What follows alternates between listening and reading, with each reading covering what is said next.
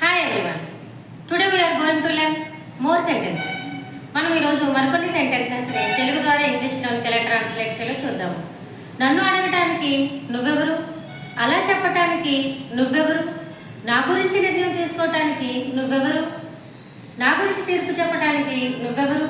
So ఈ రకమైన సెంటెన్సెస్ని మనము తెలుగు ద్వారా ఇంగ్లీష్లోకి ఎలా ట్రాన్స్లేట్ చేయాలో చూద్దాం. Let us see the first sentence. నన్ను అడగటానికి నువ్వెవరు?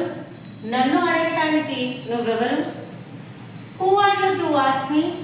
Who are you to ask me? Let us see the next sentence. అలా చెప్పటానికి నువ్వెవరు? అలా చెప్పటానికి నువ్వెవరు? సో ఈ సెంటెన్స్ మనం ఇంగ్లీష్లోకి ఎలా ట్రాన్స్లేట్ చేయాలో చూద్దాం. Who are you to tell me like that? Who are you to tell me like that? So అలా ట్రాన్స్లేట్ అనేది చేయొచ్చు. Let us see the next sentence.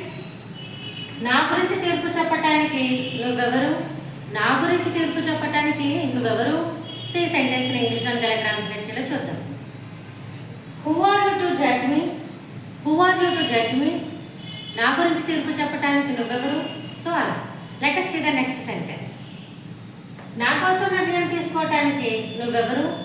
నా కోసం నిర్ణయం తీసుకోవటానికి నువ్వెవరు? Who are you? Who are you to decide for me? Who are you to decide for me? నా కోసం నిర్ణయం తీసుకోవటానికి నువ్వెవరు? సో ఈ రకంగా మార్చవచ్చు.